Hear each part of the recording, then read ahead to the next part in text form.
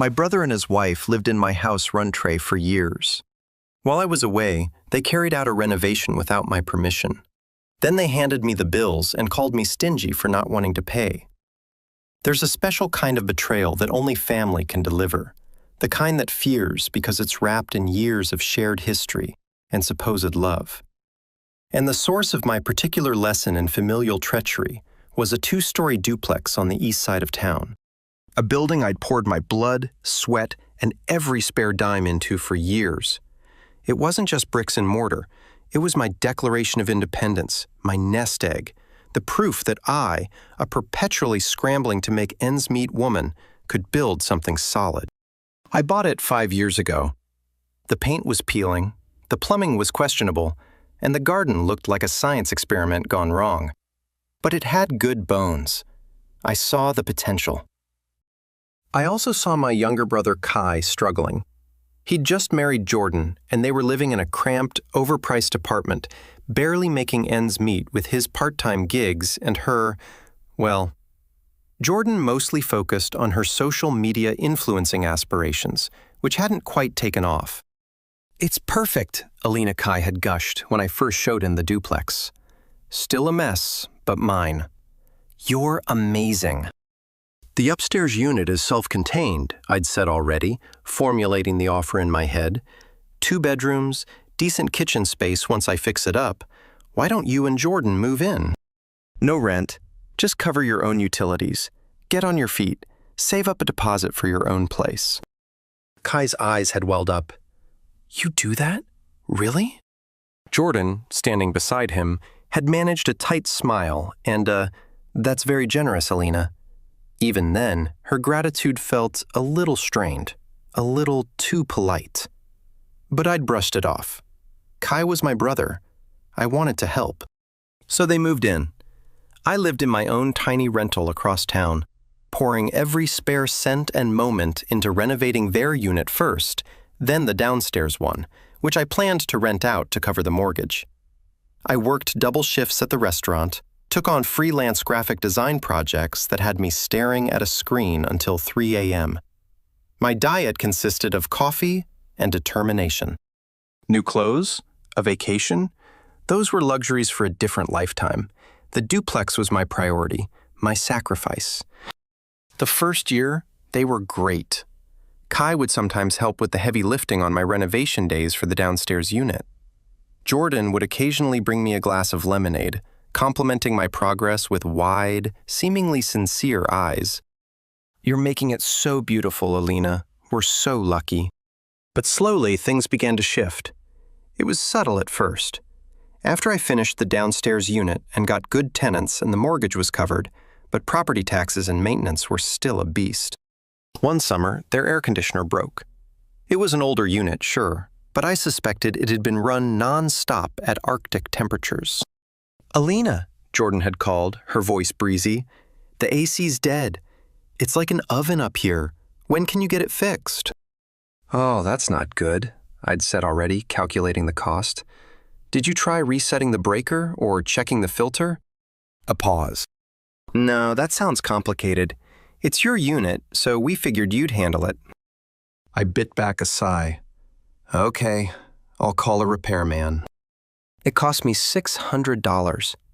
I didn't really have. They didn't offer to chip in. When I gently suggested that maybe they could be a bit more mindful of its usage, Jordan had looked affronted. "We pay our utilities, Alina. We should be able to be comfortable." Then there was the time Kai mentioned they were thinking of getting a dog, a big one, in my newly renovated unit with its freshly polished, original hardwood floors. "A dog?" I'd asked, trying to keep my voice even.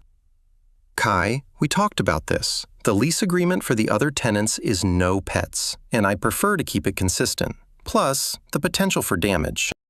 "Oh, come on, Alina," he'd wheedled. "It's practically our home. Jordan's always wanted a golden retriever." "It is my home, Kai, my investment. And the answer is no, not right now." He'd sulked for a week, and Jordan had been icily polite the next time I saw her. Life has a way of just happening. I got busier with my own career, slowly climbing the ladder at a marketing firm. The tenants downstairs were quiet and paid on time. Kai and Jordan seemed settled. I'd drop by for holidays, birthdays, quick exchange texts. "Everything good?" I'd ask Kai. "Yep, all quiet here, sis," he'd reply. He was always cheerful, if a bit vague.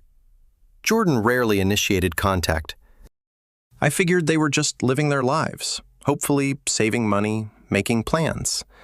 I trusted them. Maybe I was naive. Maybe I was just too exhausted from building my own life to scrutinize theirs too closely. It had been a few months since I'd last dropped by. With a rare Saturday off, I figured, why not? I grabbed a coffee and headed over, a little niggle of something I couldn't name sitting in my stomach. The little niggle grew as I pulled up to the duplex. From the outside, everything looked the same. My sensible, slightly faded blue paint job, the neat, if uninspired, flower beds I'd planted along the walkway. I walked up the steps to their unit and noticed the front door was ajar just a crack. That was unusual. Kai was usually so particular about locking up. I could hear noises from inside, a rhythmic thumping and a low hum like some kind of industrial fan. Not sounds I associated with my brother's usual weekend routine of video games and napping. "Kai? Jordan?" I called out, pushing the door open a little further. The sight that greeted me stopped me dead in my tracks. My coffee cup slipped from my fingers, splashing lukewarm liquid down my jeans. And the entire front living area was different. Walls had been moved. Where my cozy, slightly worn, but perfectly functional kitchen once stood, there was now an open-plan monstrosity. Gleaming white cabinets reached to the ceiling, accented with brushed gold hardware. A massive island topped with a slab of what looked suspiciously like Carrara marble dominated the center of the room. Stainless steel appliances, the kind with digital displays and price tags that made my eyes water, were built into custom cabinetry. It looked like something out of a glossy magazine, a style so far removed from my own practical taste, it was almost comical. I stumbled forward, my mind struggling to process. The thumping was coming from further back. I walked as if in a dream past the alien kitchen toward the main bathroom. The door was open. More marble, a freestanding soaking tub I knew for a fact cost more than my first car, a rainfall showerhead the size of a dinner plate. "Oh good, you're here." Jordan's voice, bright and cheerful, cut through my daze. She emerged from the master bedroom not in her usual yoga pants and oversized hoodie, but in a stylish linen jumpsuit, her hair perfectly coiffed. She was beaming, a wide, self-satisfied smile plastered on her face. She held a sleek, leather-bound folder in her hands. "What? What is all this?" I managed, my voice barely a whisper. "Surprise!" she chirped, gesturing around with a flourish. "We knew you've been so busy, Alina, and this place was just... well, it was a bit dated, wasn't it? So, Kai and I decided to take the initiative. A little refresh? A little refresh?" This was a gut job. A 6-figure top-bottom, no-expense spared demolition and reconstruction. She stepped closer, her smile unwavering, and pressed the folder into my numb hands. "Here are all the invoices. We kept meticulous records. It came in just under $100,000. Not bad, right? For a full high-end remodel?" I stared at her, speechless. "You can afford it, Alina," she continued, her tone now slightly patronizing, as if explaining something to a slow child. "And it's your house anyway. It needed an update. Think of the equity." Kai chose that moment to shuffle in from the hallway, looking sheepish, but also expectant. He wouldn't quite meet my eye. "What have you done?" I finally found my voice, which came out hoarse-ero. "We've improved your investment, Alina," she said, puffing up slightly. "You should be thanking us." "Thanking you?" I repeated, the words catching in my throat. The shock was starting to wear off, replaced by a wave of icy fury that began in my toes and rose, chilling me to the bone. "You spent nearly $100,000 on unauthorized renovations in my house, and you expect me to thank you and pay for it?" Kai finally spoke, his voice defensive. Well, yeah, it's your property. It benefits you in the long run. Don't be so stingy, Alina. We did all the hard work of managing the contractors and picking everything out. Stingy. After 5 years of rent-free living, after I'd sacrificed and saved to give them a leg up, the audacity was a physical blow. I could feel the blood draining from my face, then rushing back with a heat that made my ears burn. I looked from Kai's evasive face to Jordan's smug, confident one. I wanted to scream. I wanted to rage. I wanted to throw that ridiculously expensive marble-topped island through the brand-new picture window.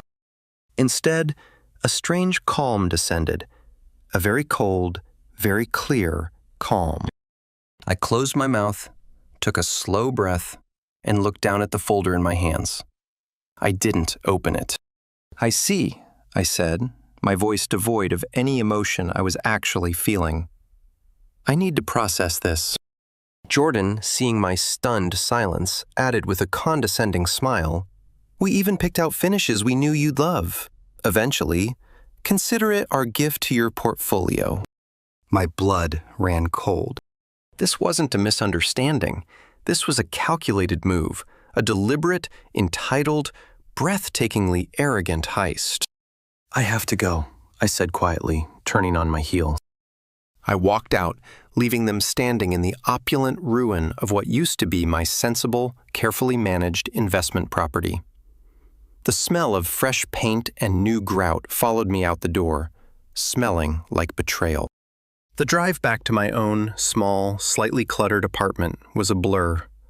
The cold calm I'd managed to project in front of Kai and Jordan shattered the moment I closed my front door behind me. I sank onto my sofa, the leather folder still clutched in my hand, and the numbness gave way to a tremor that started in my hands and spread through my whole body. Betrayal. It was a raw, physical ache in my chest. I replayed the scene over and over. Jordan's beaming face, Kai's mumbled accusation of me being stingy, the sheer, unadulterated gall of it. They hadn't just crossed a line. They bulldozed it, paved it over with marble, and sent me the bill. How could they think this was okay? How could Kai, my own brother, stand by and let this happen, even participate? The hurt was a sharp, jagged thing. 5 years. 5 years I'd given them a home, a chance to build their future, and this was how they repaid me. Then a different thought began to surface through the pain. This wasn't impulsive. That level of renovation, the contractors, the specific high-end choices, it had to have been planned meticulously. I remembered an offhand comment Jordan had made months ago during a rare family dinner. "We're just bursting at the seams in that little kitchen," she'd sighed dramatically, swirling her wine. "It's impossible to entertain properly." At the time, I dismissed it as typical Jordan hyperbole. Now, it felt like a breadcrumb. I grabbed my laptop. Jordan was obsessed with her online image, but her public social media was all carefully curated lifestyle shots. Nothing that would reveal a major renovation in a home that wasn't technically hers to renovate. Then I remembered Kai mentioning, with a roll of his eyes, Jordan's endless vision boards and digital scrapbooks. She used one of those cloud storage services with the cutesy animal logo. It was a long shot, a desperate, ethically murky stab in the dark. I knew their wedding anniversary.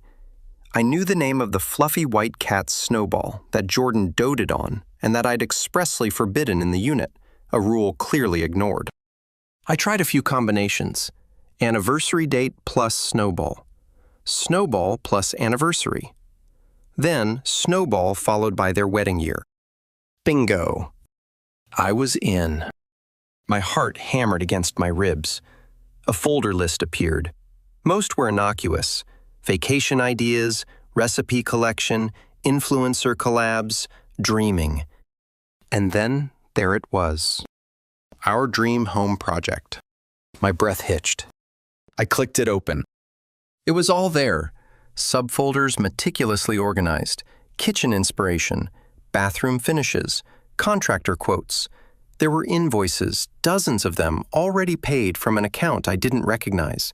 Probably joint savings they'd been siphoning into this instead of, say, a down payment on their own place.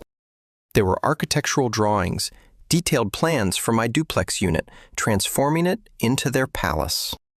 And then, the final damning piece of evidence. An email draft in a subfolder titled Comms. It was addressed to one of the main contractors, dated 6 months prior. It was from Jordan, regarding payment. It read, "We will be managing the initial deposits. The final balance will be settled by the property owner, my sister-in-law, Elena, once the project is complete and she is presented with the full scope of the value-adding upgrade. She's very supportive of us making the space our own." Supportive. Value-adding upgrade. My hands were shaking so hard I could barely control the mouse. They hadn't just overstepped. They hadn't just been thoughtless or entitled. They had actively, deliberately, and with months of premeditation, conspired to defraud me. They'd planned to spring this on me, counting on my shock, my desire to avoid family conflict, or perhaps my supposed wealth to bully me into paying for their fantasy. The hurt didn't disappear, but it was now overlaid with something else. A cold, hard fury. A steely resolve that settled deep in my bones. They wanted to play me for a fool. They thought I'd just roll over. I picked up my phone, my fingers surprisingly steady as I dialed. "Amara," I said when my best friend answered, "you are not going to believe what just happened." I laid it all out. The surprise visit, the marble monstrosity, the folder of bills, Kai's accusation. Amara listened, punctuated by gasps and horrified silences. "No freaking way," she breathed when I finished. "Alina, that's grand larceny with a side of delusion." "Tell me about it," I said, the cold anger making my voice flat. "And I found their plans, Amara, online. They've been plotting this for at least 6 months."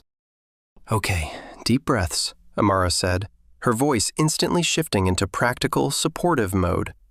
"First, you are not paying a single cent, not one. Second, you need a lawyer, like yesterday." "I know," I said. The thought had already begun to form. "I know a guy," she said. "Stephen Norris. He's a shark, but he's fair. Specializes in property and contract disputes. He'll eat them for breakfast." Staring at their secret plans, the betrayal was a fresh stab. They hadn't just overstepped, they'd conspired. My desire for simple repayment morphed into something colder, more calculated. They wanted to play games. Fine. I'd learn the rules. I booked an appointment with Stephen Norris for Monday morning. Stephen Norris's office was all sleek lines and muted tones, a stark contrast to the chaos raging inside me. He was a man in his late 40s, sharp eyes, sharper suit, and a handshake that meant business. I laid out the whole sordid tale, from my initial offer of a rent-free haven to the marble-clad ambush and the damning contents of Jordan's Dream Home Project folder, copies of which I had printed and brought with me. He listened intently, occasionally jotting down a note, his expression unreadable. When I finished, he leaned back in his chair.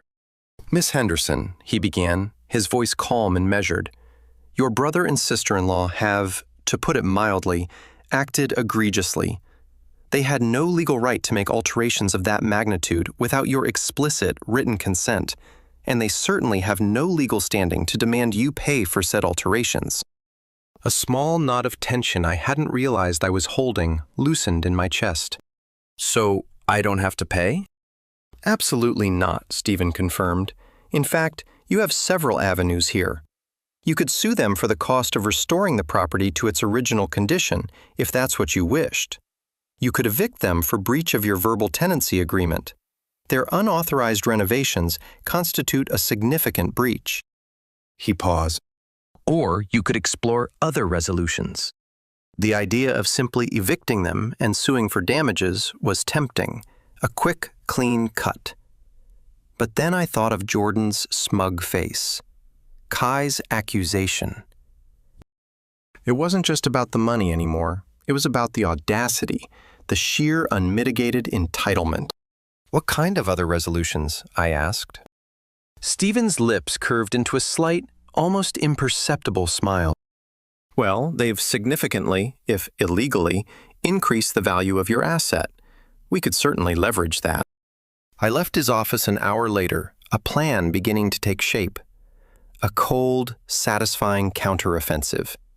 He'd given me clarity and, more importantly, a sense of control I hadn't felt since I'd walked into that renovated nightmare. Meanwhile, back in their marble palace, Kai and Jordan were clearly growing impatient. A few days after my visit, Jordan's text started. Hey Alina, just wondering about that Renault payment. The contractor for the countertops is asking about the final installment. Let me know when you can transfer. The smiley face was particularly gling. I ignored it. 2 days later, another one. Alina, seriously, we need to get these bills paid. It's starting to get awkward. Can you at least give us a timeline? I continued to ignore them. Let them sweat. Let them wonder. Then photos started appearing on my cousin Sarah's social media feed. The caption read, "Housewarming kind of at Kai and Jordan's gorgeous new place. So jelly. Guess your new kitchen vibes are dream home." My jaw tightened. They were already showing it off, claiming it as their own. Before I'd even agreed to foot the bill, they'd fraudulently run it up in my name. The nerve was boundless. Then came the call I'd been dreading, but also expecting. My mother, Nancy. "Alina, darling," she began, her voice laced with that familiar tone of gentle persuasion she used when she wanted me to smooth over family ripples. "Kai called. He's very upset. He said there's been a misunderstanding about some work they did on the house." "A misunderstanding, Mom?" I kept my voice carefully neutral. "They gutted my property and expect me to pay $100,000 for renovations I never approved. That's not a misunderstanding. That's a demand." "Oh, Alina, don't be so dramatic," she sighed. "He said Jordan got a bit carried away, but their intentions were good. It does look lovely from what he described. Can't you just sort this out? It's family. Perhaps pay half or work out a payment plan with them for peace's sake." I could hear Kai's one-sided, woe is me version of events echoing in her words. He'd conveniently left out the premeditated planning, the secret folders, the sheer scale of the deception. "Mom, there's more to this than Kai is telling you," I said, trying to keep the frustration out of my voice. "I'm looking into it. I'll handle it." "Well, I hope so, dear. Family is too important to let silly things like money come between you." Silly things like money. Like $100,000 of my money they'd spent without my permission. I hung up, feeling a fresh wave of anger, not just at Kai and Jordan, but at the way my family always seemed to expect me to be the accommodating one, the one to absorb the costs, emotional or financial. The next day, another text from Jordan. This one took the cake. "Hey, so we were thinking, since the main bath turned out so well, we should probably do the guest bathroom to match. Keep the flow, you know? What are your thoughts on a clawfoot tub? You'd love it. We found a great one. Only a few grand. Let me know if you want the link. XOXO." The sheer, unadulterated, gold-plated nerve of it almost made me laugh. Almost. They were already planning phase 2 of their hostile takeover of my finances and my property. They truly believed they were going to get away with it. They had no idea what was coming. The first step in my counteroffensive was to get an official valuation. On Stephen Norris's recommendation, I contacted Leah Jensen, a certified appraiser. I met her at a coffee shop near her office, not at the duplex. I didn't want Kai and Jordan getting wind of anything yet. "So the situation is a little unusual," I began, handing Leah a coffee. "My tenants, who are family, unfortunately undertook extensive renovations without my consent. They're very high-end." Leah raised an eyebrow. "Unauthorized renovations? That's a messy one. Are we talking new paint or something more substantial?" "Marble countertops, new layout, luxury appliances, the works," I said, Professionally done from what I can tell, just entirely unapproved and unbudgeted by me. I see, she said, tapping her pen on her notepad. And you need an appraisal reflecting the current state of the property, including these additions. Exactly, I confirmed, as is. I need to know what it's worth now, with all their improvements. Leah was discreet and efficient. She visited the property a few days later, while Kai and Jordan were presumably at their respective day jobs, or, in Jordan's case, curating content. I'd given her a key. She called me that afternoon. Well, Alina, Leah said, a note of surprise in her voice. Your tenants certainly have expensive taste, and they hired competent, if presumptuous, contractors. The workmanship is surprisingly good for an unauthorized job. The value of your property has increased significantly. She emailed me the official report later that day. The numbers were staggering. The duplex unit, with its unwanted but undeniably luxurious makeover, was now valued at nearly $150,000 more than I'd paid for the building 5 years ago. My jaw tightened. They'd spent close to $100,000 of their money, and in doing so, had gifted me a substantial bump in equity.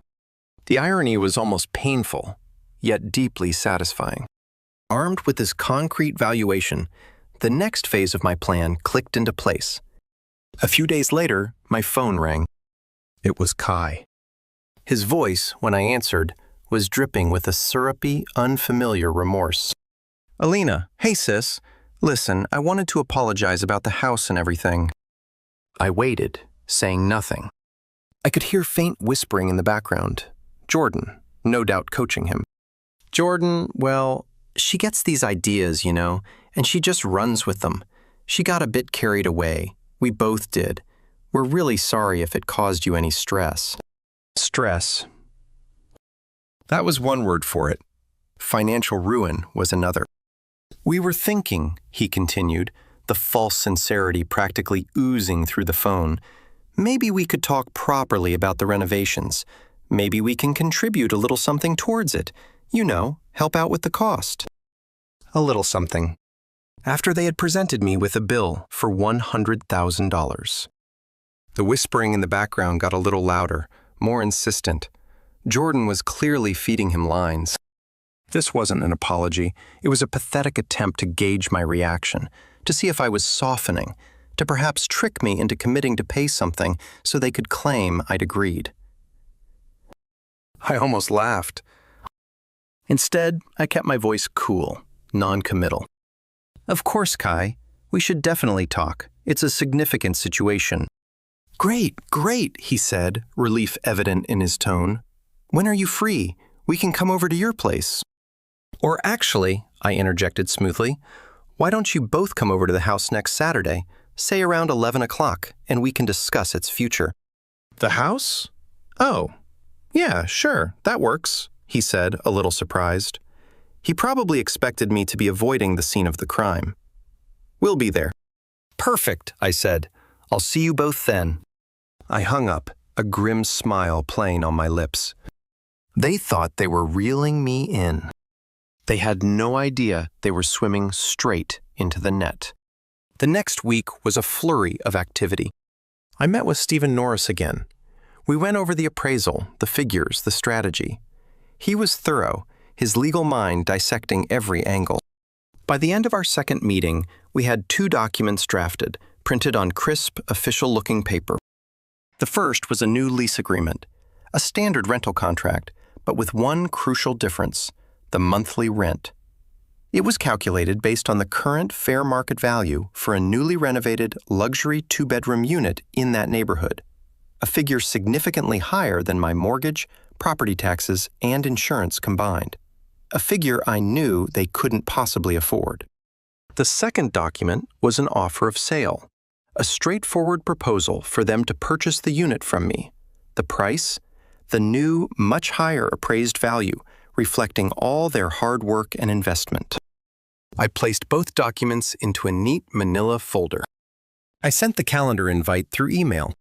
Meeting to discuss property matters. Simple, formal. Let them think they were about to get what they wanted. Let them walk in, confident and smug, ready for me to finally cave. The anticipation was a tight coil in my stomach, but it wasn't anxiety. It was the thrill of the hunt. Saturday morning dawned bright and clear, a perfect backdrop for the storm I was about to unleash. I arrived at the duplex a good hour before Kai and Jordan were due, the manila folder heavy in my tote bag. I let myself into their unit, my unit, using the key I still had. The air still smelled faintly of new paint and expensive wood. I walked through the transformed space, my footsteps echoing on the light oak floors. The marble countertops gleamed under the recessed lighting. It was undeniably beautiful in a cold show kind of way, a monument to their audacity. I felt surprisingly calm. The weeks of anger, hurt, and meticulous planning had distilled into a cold, clear focus. I knew exactly what I was going to do, exactly what I was going to say. There was no room for doubt, no space for wavering. I made myself a cup of tea using the ridiculously high-tech kettle, the kind that could probably launch a rocket if you pressed the wrong button, and sat at the huge marble island. I arranged the documents from my folder neatly in front of me, waiting. At precisely 11 o'clock, I heard their car pull up. Footsteps on the stairs, a knock on the door they now treated as their own. "Come in," I called out, my voice even. Kai entered first, looking nervous, his eyes darting around as if expecting a trap. Jordan followed, and any nervousness she might have felt was expertly masked by that familiar, infuriatingly smug expression. She was dressed impeccably, of course, in some sort of cream-colored cashmere sweater and perfectly tailored trousers. She looked like she owned the place, which, in her mind, I suppose she did. "Alina, hi," Jordan chirped, her smile wide and a little too bright. "Thanks for having us over. So glad we can finally sort this all out." "Kai, Jordan," I greeted them, my tone polite, almost bland. "Please, have a seat." I gestured to the new bar stools tucked under the island. They sat, Kai perching uneasily on the edge of his stool, Jordan settling in with an air of expectation. She glanced at the folder in front of me, a flicker of something triumphant in her eyes. She probably thought it contained a check, or at least a payment plan proposal heavily weighted in her favor. "Coffee?" I offered, playing the gracious hostess in their stolen palace. "Oh, no thank you, we're fine," Jordan said, waving a dismissive hand. "We just had brunch." An awkward silence descended for a moment. I let it hang there, watching them. Kai fidgeted with the strap of his watch. Jordan examined her perfectly manicured nails. Finally, Jordan broke the silence, unable to resist guiding the conversation. "So," she began, leaning forward slightly, her voice conspiratorial. "This place, right? It's just amazing now, don't you think? It finally feels like a real home." I met her gaze. "It's certainly different," I said, my voice carefully neutral. "Different in a good way," she pressed. "All the agents say kitchens and bathrooms sell houses, Alina. We've basically future-proofed your investment. That marble's Italian, and the appliances are all top of the line, energy efficient too." She rattled off brand names and features as if she were a salesperson on commission. Kai chimed in, emboldened by Jordan's confidence. "Yeah, Alina, we put a lot of thought into it, a lot of work. Those contractors weren't easy to manage, let me tell you." I nodded slowly, letting them talk, letting them dig their own graves a little deeper. I even managed a small, non-committal sound of agreement when Jordan pointed out a particularly hideous and undoubtedly expensive light fixture they'd chosen for the dining area. "Yes," I said when they finally paused for breath. "You've certainly put a lot of work into making it unique." The anticipation in the room was thick enough to spread on toast. They were practically vibrating with it, waiting for me to acknowledge their brilliance, their foresight, and most importantly, to open my checkbook. Jordan's smug smile was fixed in place. Kai looked like a kid waiting for a promised treat. I let a small, almost imperceptible smile play on my lips. Well, I began, placing my hand on the manila folder, my fingers brushing against the crisp edges of the documents within. I paused, drawing out the moment, savoring the shift in the air as their expectant smiles wavered slightly, replaced by a flicker of uncertainty. I've given this a lot of thought, I continued, my voice calm and steady. A great deal of thought, and I've made some decisions regarding the house and your substantial contributions to its value. I looked them both directly in the eye, first Kai, then Jordan, holding their gaze for a beat longer than comfortable. The air in the ridiculously opulent kitchen crackled. First, I said, my voice even and cold, sliding a glossy, professionally bound document across the marble island towards them. I want to thank you. Your unauthorized yet extensive renovations have significantly increased the market value of my property. I tapped the cover of the document. This is the official appraisal report conducted last week. I watched their faces. Kai frowned, looking confused. Jordan's smug smile widened a fraction, a predatory gleam in her eyes. She clearly thought this was the prelude to me capitulating, perhaps even offering them a bonus for their vision. She reached for the report. So, I continued, my voice dropping a notch, losing any hint of warmth it might have found earlier. I slid a second document across the island. This one, a standard legal form. Effective the 1st of next month, your rent will be adjusted to reflect the current luxury market rate for such a beautifully renovated home. I paused, letting the words sink in. That will be $3,500 per month. Their smiles vanished instantly. Utterly. Jordan's jaw quite literally dropped. Her perfectly lipstick mouth hung open in a silent O of disbelief. Kai went pale, his eyes widening as he stared at the new lease agreement I just presented. Before either of them could recover enough to speak, I pressed on, my voice like ice. Or, of course, I added, sliding a third document, the purchase offer, towards them. You have another option. You can purchase the property from me. I gave them a thin, humorless smile. Given your substantial investment and clear emotional attachment to the place, it only seems fair to offer it to you first. I tapped the purchase offer. The price, based on the new appraisal, which reflects all your wonderful upgrades, is $475,000. Silence. A thick, stunned, suffocating silence filled the room. The only sound was the faint hum of the brand-new top-of-the-line refrigerator. Then, chaos erupted. What? Jordan finally shrieked, her voice cracking. She shot to her feet, knocking her bar stool slightly askew. You can't do that! $3,500 a month? Are you insane? It's the current market rate, Jordan, I replied calmly, though my heart was hammering. For a unit of this quality, in this location, with these finishes, your finishes, I might add. But we did all the work, Kai stammered, his face a mask of bewildered outrage. We paid for it. You can't just charge us rent on our own improvements. Actually, Kai, you made improvements to my property, I corrected him, my voice still level.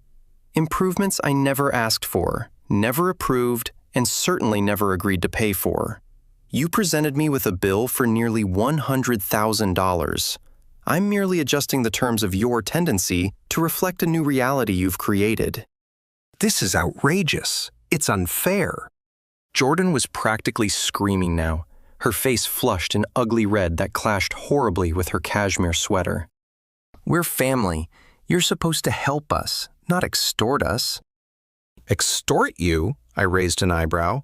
I believe you were the ones who presented me with an unexpected six-figure bill after conducting major renovations without my permission. I'm offering you to pay the fair market rent for the luxury apartment you've designed for yourselves, or buy it at its fair market value, a value, I remind you, that you yourselves established with your contributions. Kai was shaking his head, looking utterly defeated. We don't have that kind of money, Alina. You know we can't afford that rent. We can't afford to buy it. His voice was a desperate whisper. Then perhaps you should have considered that before you decided to play real estate developer with my assets, I said, my patience wearing thin. The cold fury was back, bubbling just beneath the surface of my calm demeanor. Jordan screeched. "You're evil, Alina. This is our home." Her eyes blazed with a mixture of fury and panic. I met her furious gaze, unflinching. "No, Jordan, this is my house, which you treated like your personal ATM and showroom. You made your choices when you forged ahead with this ridiculous, unauthorized renovation. You made your choices when you expected me to just gratefully pay for your lavish tastes. Now you have new ones to make." I stood up, collecting my copy of the documents. "You have 30 days to either sign the new lease agreement or accept the purchase offer. If neither of those options works for you, you have 30 days to vacate the premises." I walked towards the door, leaving them standing there amidst the splendor they had so arrogantly created, their faces a mixture of shock, disbelief, and dawning horror. The silence that followed my ultimatum was more satisfying than any shouting match could ever have been. The 30 days that followed my ultimatum were a maelstrom. My phone blew up with panicked calls from Kai, his voice alternating between pleading and accusing. "Alina, you can't be serious. We'll be homeless. How could you do this to your own brother?" Jordan, after her initial outburst, resorted to a barrage of texts.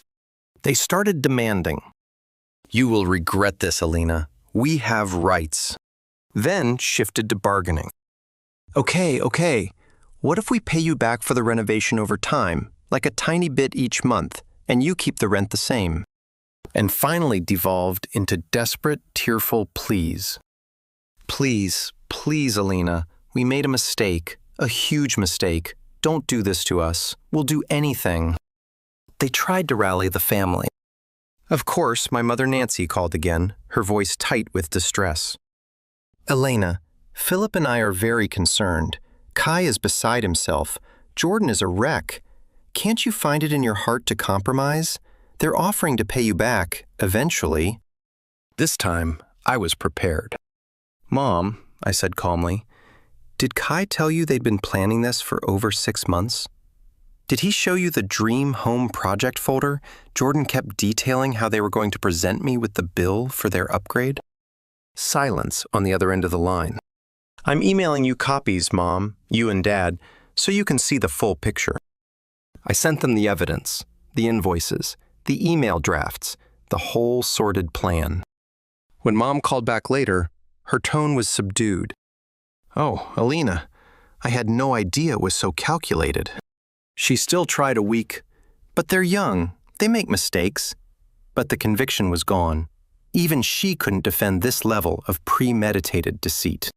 Philip, true to form, said little, but I could tell he was shocked. Kai and Jordan scrambled.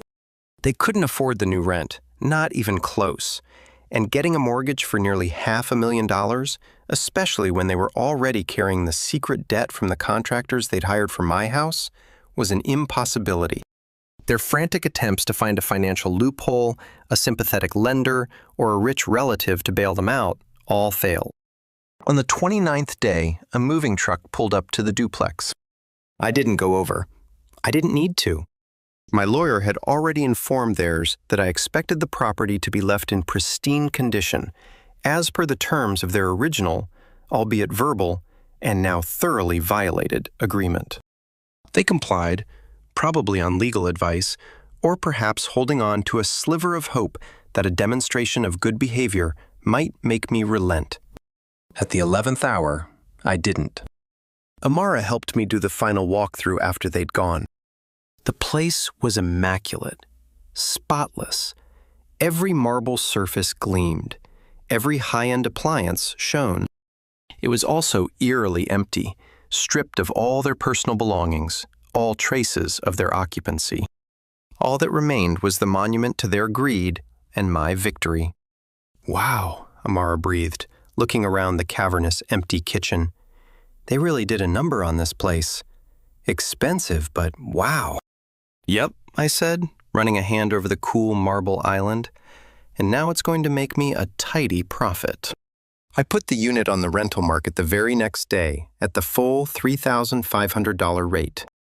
It was snapped up in less than a week by a young doctor and her architect husband, who adored the modern, luxurious finishes. They signed a 2-year lease. The last I heard through the family grapevine, Kai and Jordan were crammed into a tiny, run-down one-bedroom apartment on the other side of town. The kind of place they'd probably sneered at 5 years ago. Their relationship, already strained by Jordan's expensive tastes and Kai's spinelessness, was reportedly crumbling under the weight of their self-inflicted financial disaster and the mountain of debt they still owed to the contractors. Apparently, those meticulous records Jordan kept didn't extend to actually paying all the final bills once it became clear I wasn't going to. My relationship with Kai is fractured, maybe irreparably. He avoids my calls and family gatherings are tense. My parents are still walking on eggshells around me, a mixture of residual disappointment in Kai and a new, weary respect for me. It's not perfect, but a huge weight has been lifted from my shoulders. I stood up for myself. I drew a line in the sand. And when they stomped all over it in diamond-studded stilettos, I made them pay the price. The financial gain from the increased rent is undeniably satisfying. It's more than covering the mortgage and expenses. It's actually building my savings at a rate I'd only dreamed of. But the real satisfaction, the deep quiet of contentment, comes from the karma. They thought they were so clever, so entitled, so much smarter than hardworking, sensible Alina. They thought they could take and then demand more. Instead, they dug their own gold-plated ditch, and I simply handed them the shovels and let them lie in it. Some might call it harsh, but as I cashed that first new rent check, all I could think was that they had every chance to be grateful, to be respectful, to be decent. Instead, they chose greed. And greed, as they learned, has a very steep price, especially when you try to send the bill to someone.